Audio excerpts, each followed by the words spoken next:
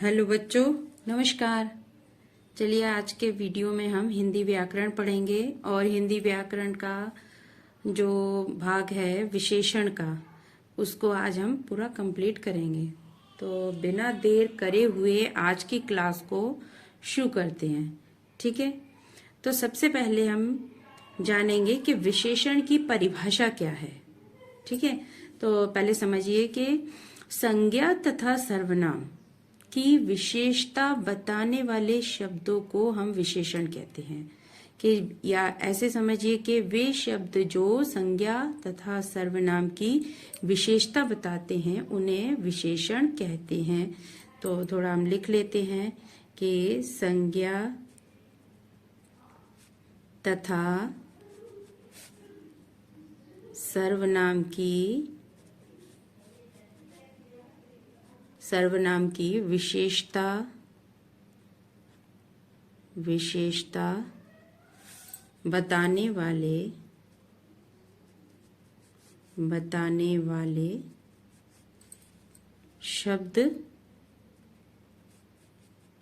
बताने वाले शब्दों को विशेषण कहते हैं। विशेषण कहते हैं।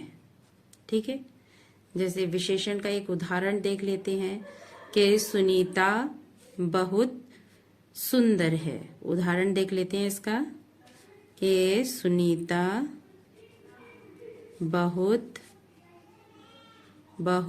सुंदर है।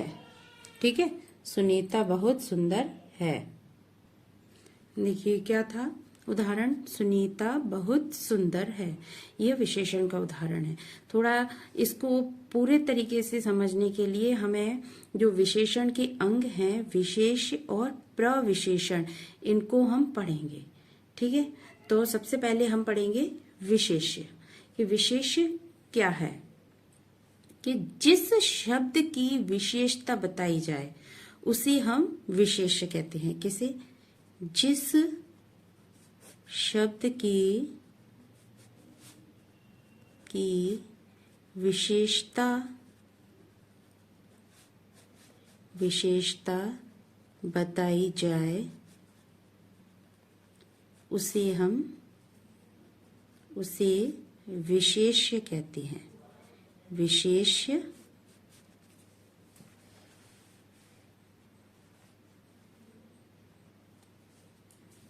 विशेष्य कहते हैं। ठीक है, जिस शब्द की विशेषता बताई जाए, ध्यान रखिए। ठीक है, नेक्स्ट है प्रविशेषण। इसे हम थोड़ा अभी उदाहरण से समझाएंगे। ठीक है, पहले प्रविशेषण को और पढ़ लेते हैं कि प्रविशेषण किसे कहते हैं। कि जो शब्द विशेषण की विशेषता बताते हैं, जो शब्द, या कह लीजिए वे शब्द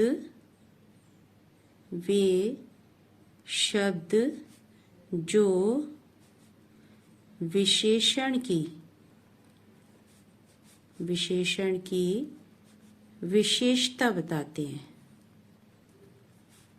विशेषण की विशेषता बताते हैं, उन्हें हम क्या कहते हैं? उन्हें प्रविशेषण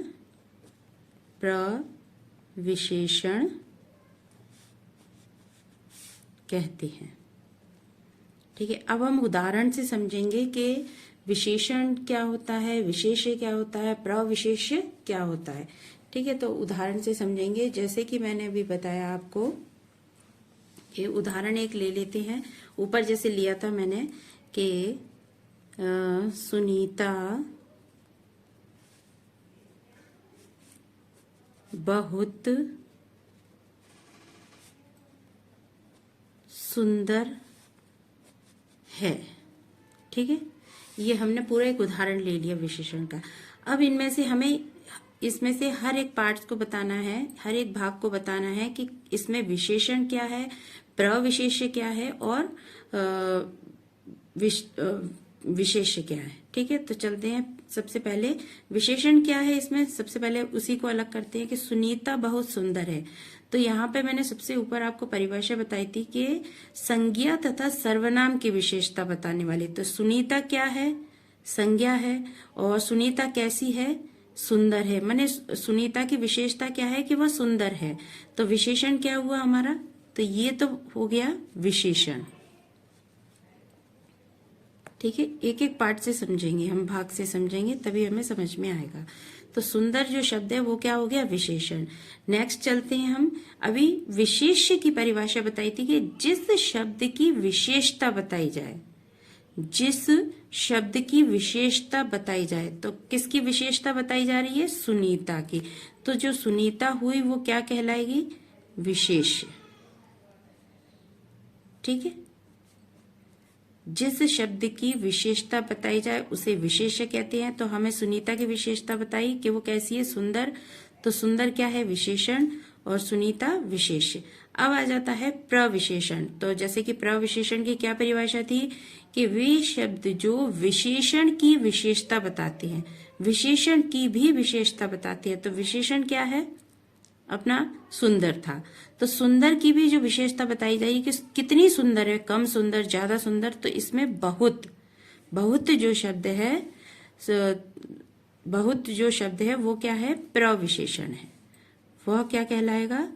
प्रविशेषण। समझ में आया? इस तरीके से जो बहुत शब्द है वो क्या कहलाएगा? प्रविशेषण। दूसरा एक और उदाहरण से समझते हैं हम।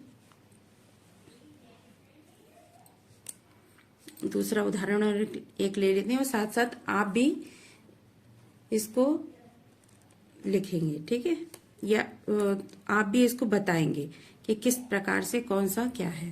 कि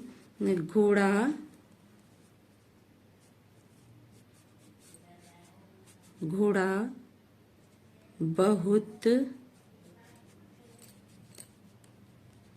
तेज दौड़ता है।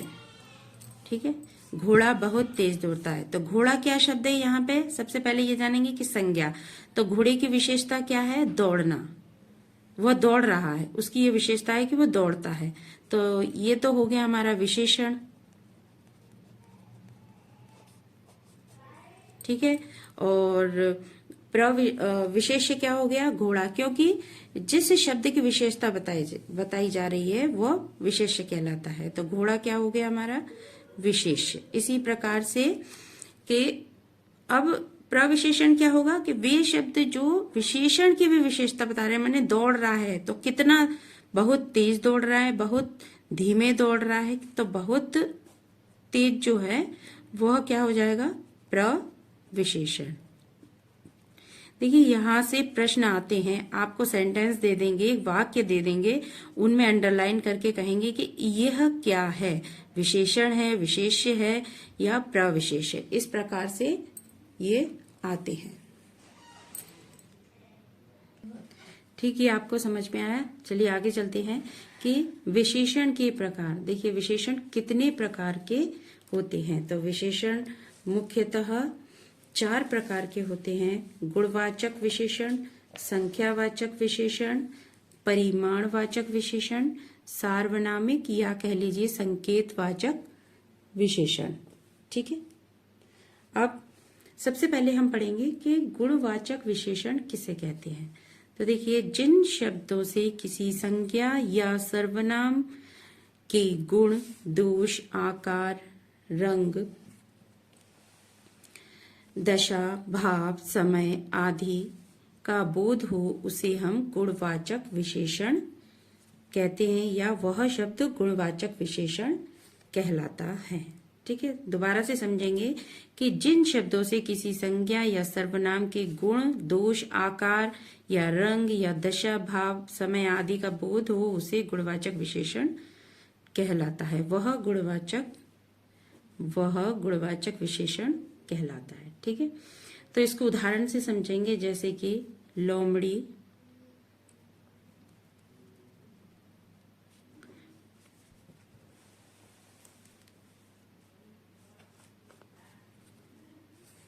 लोमड़ी बहुत चालाक है।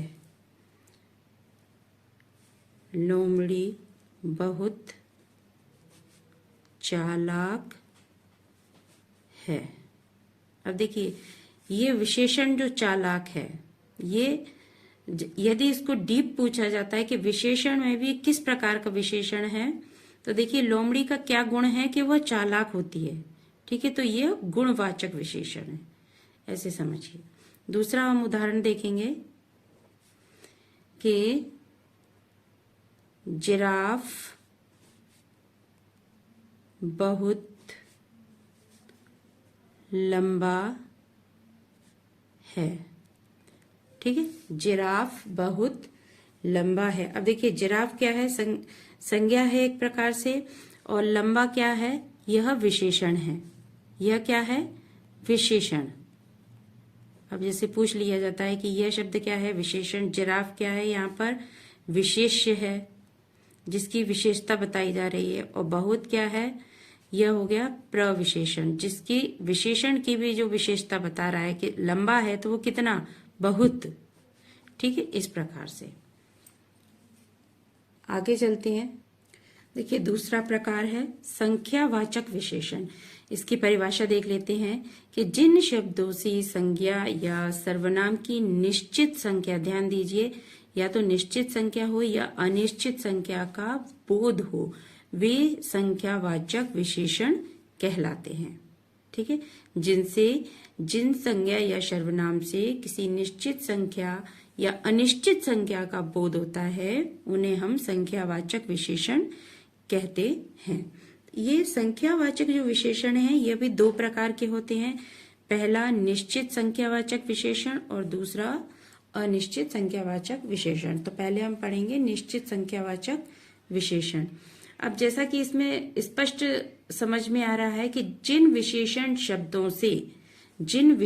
शब्दों से निश्चित संख्या का बोध होता है, उन्हें हम निश्चित संख्यावाचक विशेषण कहते हैं। इसे शायद लिखने की जरूरत ना हो, आप थोड़ा सा दोबारा से समझ लीजिए कि जिन विशेषण शब्दों से निश्चित संख्या का बोध होता है, उन्हें निश्चित संख्यावाचक विशेषण कहते हैं। इसको हम उदाहरण से समझेंगे।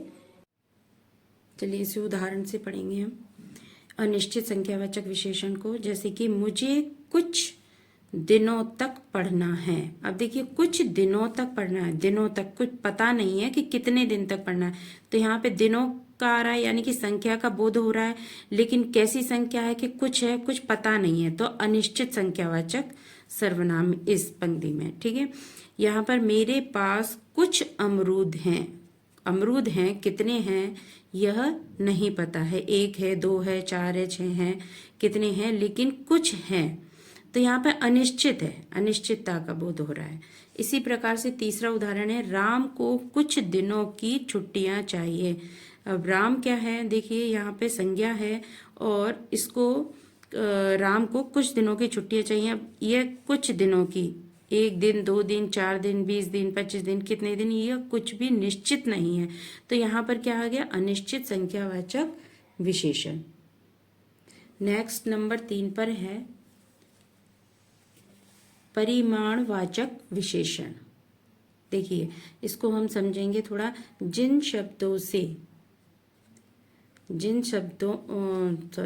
शब्दों में संज्ञा या सर्वनाम शब्द की मात्रा अथवा परिमाण में नाप तौल का बोध होता हो, जिन चीजों को हम नाप सकते हैं, जैसे मीटर सेंटीमीटर में जो होती हैं, गज में, फिट में, या फिर किलो में, लीटर में, उनको वो क्या बोलते हैं, परिमाण।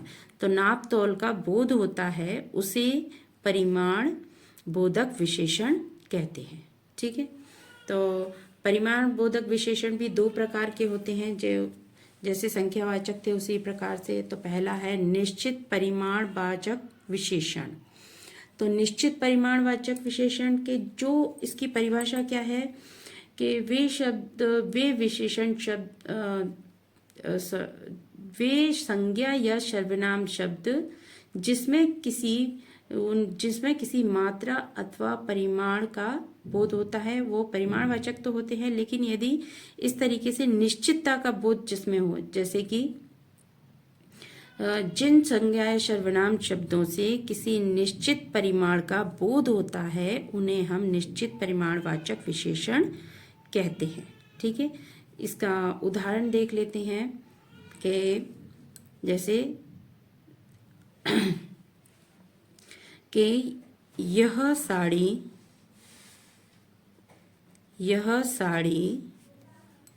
6 मीटर लंबी है। ठीक है, देखिए यह साड़ी 6 मीटर लंबी है। अब देखिए 6 मीटर, जैसे कि मैंने अभी बताया ना, जिसमें कि नाप तौल माप होता है, उसमें परिमाण वाचक विशेषण होता है। अब इसमें निश्चित है, कितने मीटर है? 6 मीटर, तो ये निश्चित परिमाणवाचक विशेषण के अंतर्गत आएगा। इसी प्रकार से एक और उदाहरण देख लेते हैं कि राम बाजार से 4 लीटर दूध लाया। ठीक है, 4 लीटर दूध लाया। तो यहाँ पर देखिए निश्चितता का बोध हो रहा है, तो यहाँ पे क्या होगा? निश्चित परिमाण वाचक। मैंने ऊपर भी बताया अभी आपको कि जिसमें नाप तौल, जिसको हम नाप सकते हैं, तौल सकते हैं, वह सभी वस्तुएं किस में आएंगी? परिमाण में। ठीक है, इसी प्रकार से अनिश्चित परिमाणवाचक विशेषण के अंतर्गत देख लेंगे कि जिसमें जिन संज्ञा या सर्वनाम शब्दों से अनिश्चितता का बोध होता है उन्हें अनिश्चित परिमाणवाचक विशेषण कहते हैं। ठीक है, तो इसमें जैसे कि उदाहरण लेंगे हम कि घर में बहुत सब्जी रखी है, या इस प्रकार से भी लिख सकते हैं कि बहुत सब्जियां रखी हैं। अब देखिए घर में बहुत सब्जियां रखी हैं, ये नहीं पता है कि 1 किलो 2 किलो 3 किलो कितनी रखी हैं, लेकिन बहुत सारी रखी हुई हैं जिसकी कोई निश्चितता नहीं है कि कितनी सब्जियां रखी हैं। या एक और देख लेते हैं कि श्याम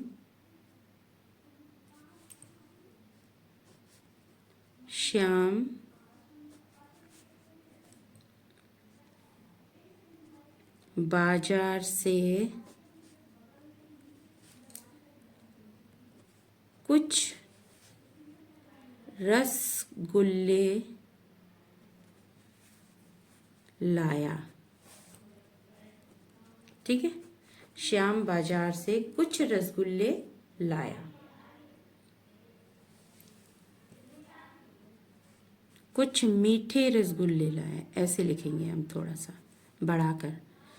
श्याम बाजार से कुछ मीठे रसगुल्ले लाया। ठीक है, तो कुछ लाया माने निश्चित नहीं है 1 किलो आधा किलो कितना लाया, लेकिन कुछ रसगुल्लों को लेकर आया। अब देखिए नेक्स्ट चौथा नंबर है जो हमारा विशेषण का चौथा भेद है, सार्वनामिक विशेषण, या इसको सांकेतिक विशेषण भी कहते हैं।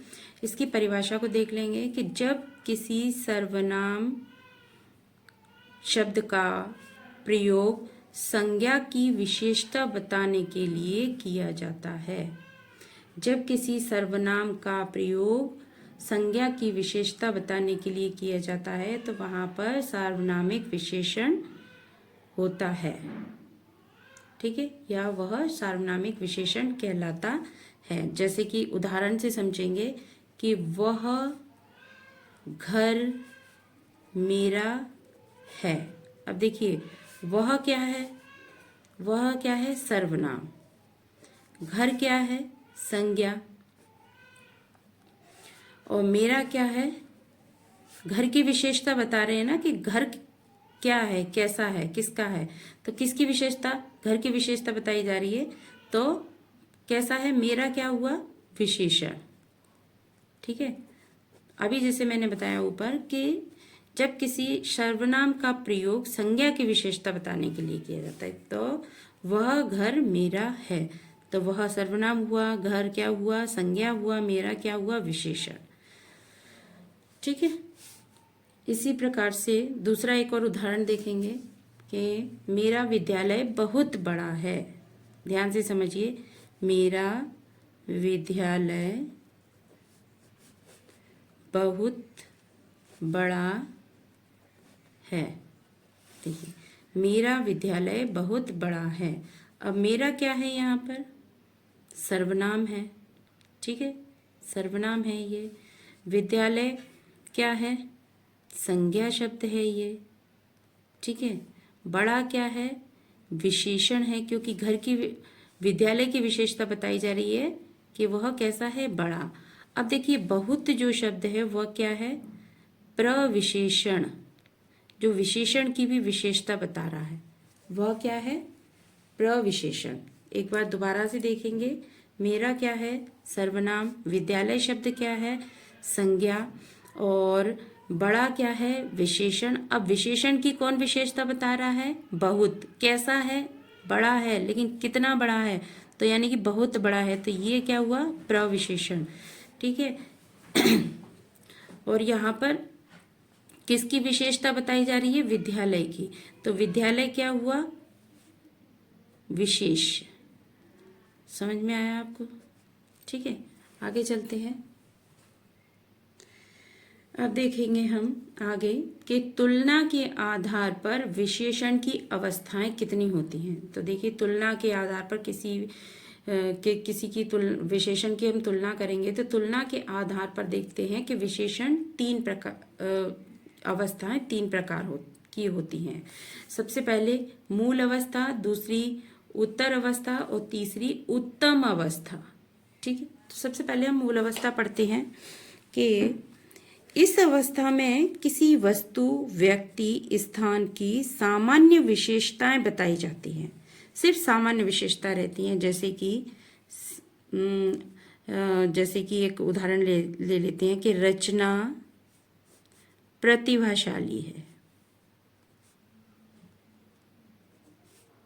प्रतिभाशाली है। ठीक है, रचना प्रतिभाशाली है। एक सामान्य विशेषता है कि रचना कैसी है? प्रतिभाशाली है। सीता, दूसरा उदाहरण ले लेते हैं, सीता सुंदर है। सीता कैसी है? सुंदर। एक सामान्य विशेषता है। लेकिन आगे हम चलेंगे कि उत्तर अवस्था क्या कहलाएगी। देखिए, इसको ध्यान से समझिए थोड़ा सा कि इस अवस्था में, उत्तर अवस्था में, दो व्यक्ति अथवा वस्तुओं के लिए प्रयुक्त विशेषणों में तुलना की जाती है। दो व्यक्ति अथवा वस्तुओं के लिए जो प्रयोग किए गए विशेषण हैं उनमें तुलना की जाती है। उदाहरण से समझेंगे इसको कि जैसे कि माया आस्था से ज्यादा सुंदर है। ठीक है, माया आस्था से ज्यादा सुंदर। यहाँ पर इन दोनों के बीच में देखिए तुलना की जा रही है। यहाँ पे क्या की जा रही है? तुलना की जा रही है। अब यहाँ पे सीधी सिंपल भाषा में समझेंगे, यदि किसी भी संज्ञा सर्वनाम जो कि व्यक्ति हो या वस्तु हो, उनकी अगर तुलना की जा रही है तो वहां पर कौन सी अवस्था आएगी? उत्तर अवस्था। ठीक है, नेक्स्ट है उत्तम अवस्था, जो कि लास्ट है, अंतिम अवस्था है ये। इसको समझेंगे हम। देखिए, इसमें विशेषणों के पूर्व माने विशेषण से पहले या तो सबसे कम या सबसे अधिक या सर्वाधिक शब्दों का प्रयोग किया जाता है। ध्यान से समझिए एक बार दोबारा से कि इन विशेषणों के, इसमें क्या होता है? इसमें विशेषणों के पूर्व माने विशेषण से पहले जस्ट सबसे कम लिखा हो या सबसे अधिक लिखा हो या सर्वाधिक लिखा हो शब्दों का प्रयोग किया जाता है। तो वहां पर कैसी अवस्था होती है? उत्तम अवस्था। उदाहरण से समझेंगे कि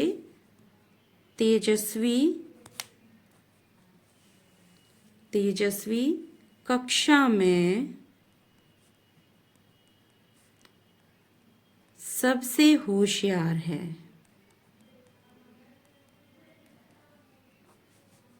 देखिए यहाँ पर तेजस्वी कक्षा में सबसे होशियार है। अब देखिए जैसे कि अभी ऊपर बताया मैंने कि होशियार तेजस्वी क्या है, लड़की का नाम है यानी कि संज्ञा हो गई। होशियार क्या हो गया, हमारा विशेषण हो गया। सबसे जो शब्द है ये हमारा प्रविशेषण हो गया, ठीक है, और ये तेजस्वी विशेष्य हो गई। लेकिन अभी मैंने जैसे ऊपर बताया कि सबसे कम हो या सबसे अधिक हो या सर्वाधिक या फिर सब सर्वाधिक शब्द का प्रयोग हो रहा हो, किससे पहले, ये देखिए विशेषण से जस्ट पहले, तो वह कैसी होती है, उत्तम अवस्था कहलाती है। ठीक है, तो आज ये हमारा विशेषण का टॉपिक है जो पूरा कंप्लीट हो गया है। मुझे आशा है कि आपको पसंद आया होगा। यदि अच्छा लगा है तो आप इसे लाइक ज़रूर कीजिए और आगे अपने जो भी आपके मित्र हैं उनको भी आगे इसको शेयर ज़रूर कीजिए। और मेरा चैनल यदि आपने सब्सक्राइब नहीं किया है तो आप मेरा चैनल सब्सक्राइब भी कर लीजिए। बहुत बहुत धन्यवाद इस वीडियो को देखने के लिए। जैसा कि मैं अभी जो MP टेट PGT हिंदी वगैरह, हिंदी में जो भी पेपर आने वाले हैं, जैसे कि अगस्त में डेट आई हुई है कि जो विभाग का जो पेपर होना है वो अगस्त में होना है, तो उसकी तैयारी आप लोग अभी से शुरू कर दीजिए। और वर्ग जो कि MP टेट ग्रेड 2 का जो पेपर है वो भी 2 मई से शुरू हो रहे हैं, तो आप जल्दी से जल्दी अच्छे से आप तैयारी कीजिए। ऑल द बेस्ट सभी विद्यार्थियों के लिए मेरी ओर से बहुत बहुत धन्यवाद बच्चों। जय हिंद, जय भारत।